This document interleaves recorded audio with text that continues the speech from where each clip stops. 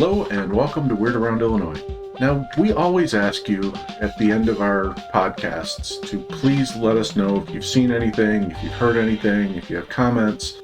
I noticed that very rarely do we actually address these comments and stories directly, so I thought this might be a good time for us to kind of focus in on one of the anonymous stories we were sent and go over it in some detail and talk about what it may or may not be.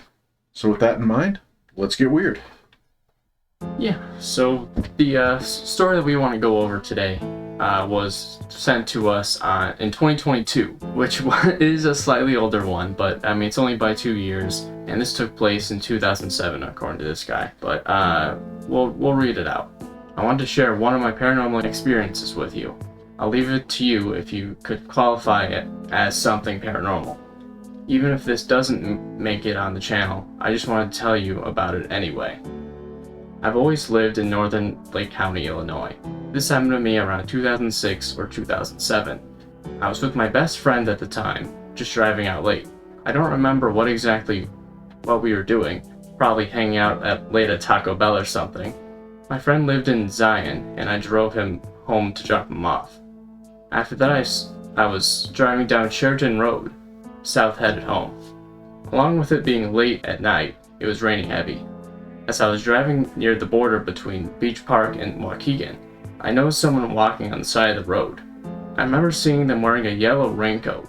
You know, sometimes right before you drive past someone, they turn their head to look at you? Well, this is exactly what happened. This person's face looked completely deteriorated, nearly melted. I remember seeing red sores and disfiguration. The eyes were all fully white. This happened so quickly, and of course I didn't stop driving to check this person out. I know my mind wasn't playing tricks on me because I didn't feel tired or anything. This very much could have been someone with a severe illness or something. If that was the cause, I mean, no disrespect. However, seeing something like this on a rural part of a road late at night can be terrifying. I'll never forget that night. To my surprise, this happened near that exact area where a group of young people sighted a winged humanoid that was stalking them at night near the skateboard park by Jack Benny Center in Waukegan. This was reported on Phantom and Monster page. Maybe there is some type of energy there. Thank you for your time, and I'm looking forward to seeing this channel grow. We appreciate it. I think we've grown quite a bit since 2022, so... Yeah. Largely in part due to listeners like him. Yeah. So there's a lot in there to unpack, and we're going to talk about some different aspects of it, but before we get too far into that, I would just like to say that even though we haven't addressed this on air, we've actually investigated this site many, many times, largely as a result of this comment. And, you know, it doesn't hurt that I grew up in Waukegan and know the area really well and have friends and family who live in Waukegan and Zion, so I'll take any excuse to go up there. But we've probably checked out this specific site maybe half a dozen to a dozen times, both investigating this and those winged humanoid reports that he mentioned. So, some of the details that jump out at you about the story. I mean, I know he referred to it as a rural area. It's still a city, but it is like a less packed area of the city, so I can see why he called it rural. Oh, so it's more of a abandoned city or town. I guess like a suburb, right? Yeah, it feels more like a suburb, but it's a stretch. It's weird for Sheridan Road because Sheridan Road is usually a big, busy road, but in that particular stretch, you got like a couple businesses on the corner, then a bunch of houses, and a little bit of open land, so it doesn't feel like the rest of Sheridan Road. Okay. So I see why he says rural, but I probably wouldn't have described it that way. So this sighting apparently happened at night, as he said. I think close to midnight. And that seems like perfect for a cryptid encounter, at least in my eyes, because a lot of them seem to happen at night. Yeah, it's a common time for a lot of paranormal stuff. And he mentions all the other stuff that's happened in that area. Yeah, there's been like a lot of Mothman sightings around there. As he mentioned, from Phantoms and Monsters, there's been at least one, probably two that were mentioned there. Yeah. And, well, there were the two in, like, the Bowen Park area, and there was one not far from there on the beach, I think, or near the beach. Oh. Remember where we found Mothman's couch?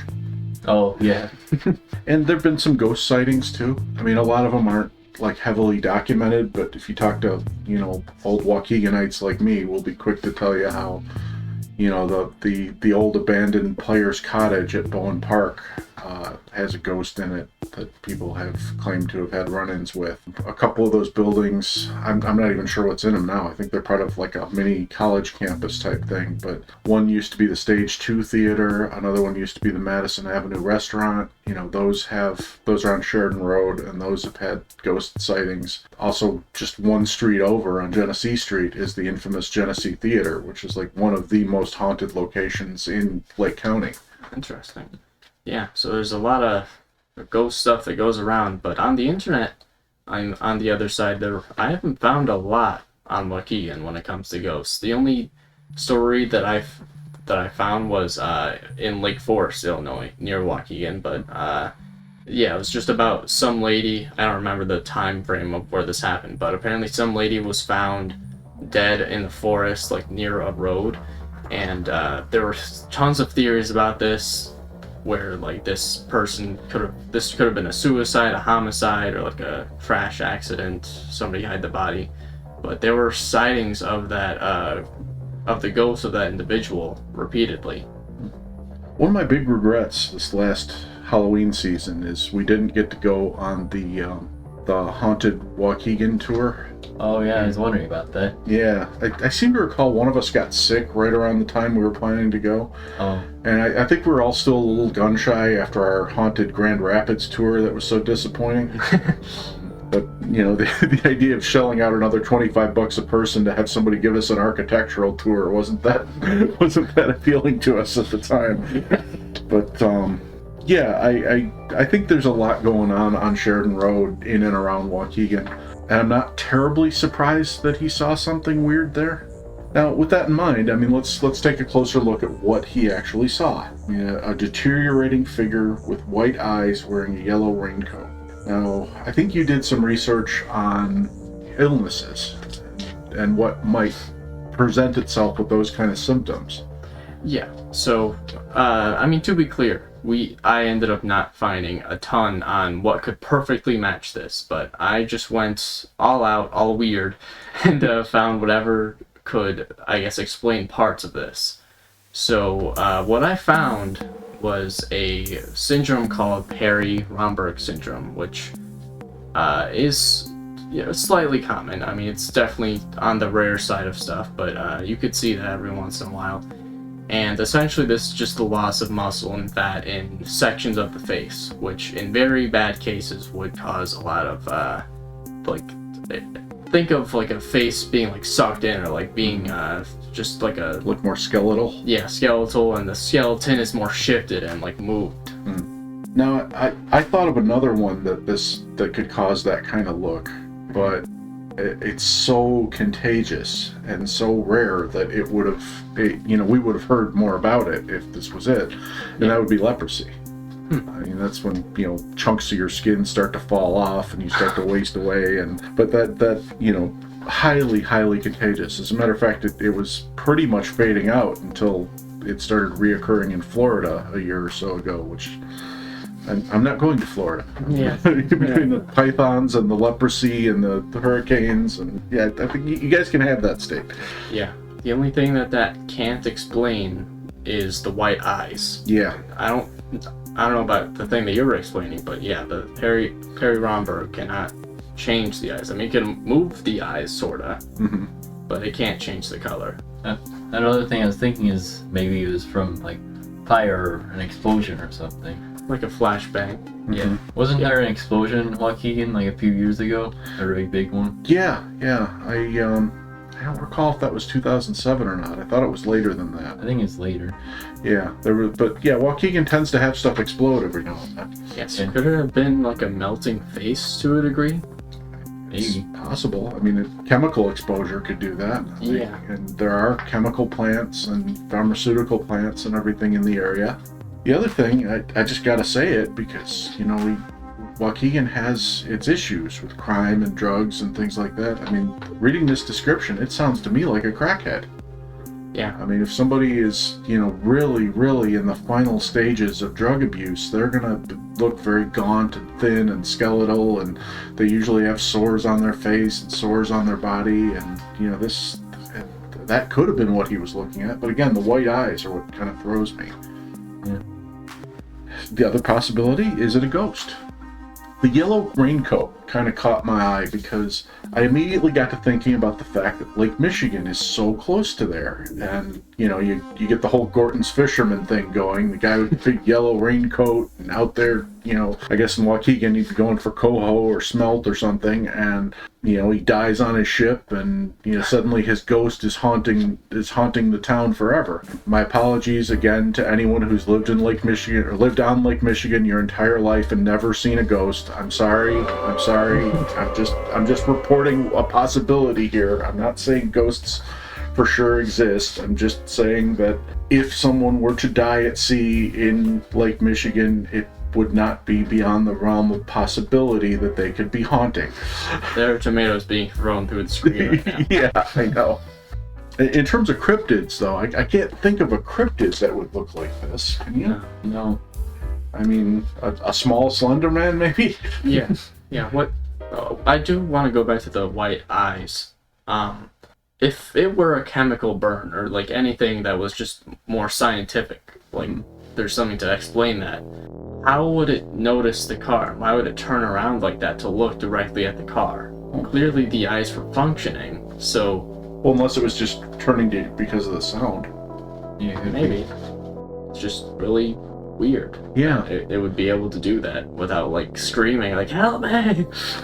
And I know you mentioned something earlier about possibly the reflection off the yellow coat could cause like a mini flash and make his eyes look white. Yeah.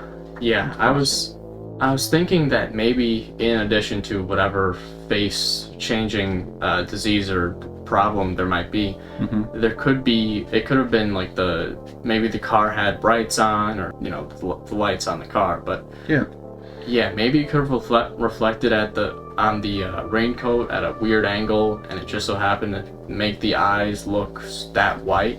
Or off a puddle. He said it was a rainy night. Yeah, maybe. So I guess there are a couple possibilities here, both logical explanations and paranormal explanations. What's your gut feeling? Do you think this was something out of the ordinary, or you think this was just a regular dude or drug-addled dude walking the side of the road, or what? I think it's just a random dude. It kind of just seemed weird, but within the realm of possibility. Yeah, I could see that.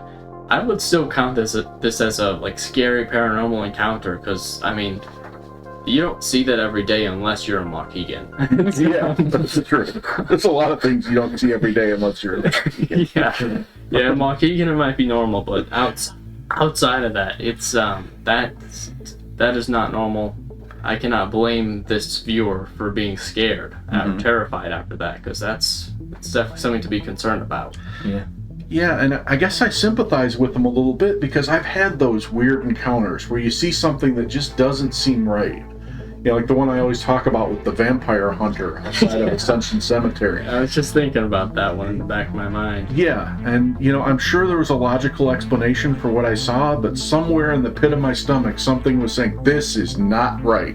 Yeah. and if he had that feeling too when he saw this, then, who am I to tell him that wasn't paranormal? Because, you go with your first impression, I think. But, that being said, there are lots of possible logical explanations for it, but I'm gonna side with the listener on this one, and I'm gonna say I'm leaning more toward it being something out of the ordinary than something ordinary. Yeah, me too. All right, well, we'd love to hear your thoughts on it, and if you've got some stories to share so we can analyze them and talk about them like we did this one, we would love to hear them. As always, thank you for listening, and thank you for subscribing.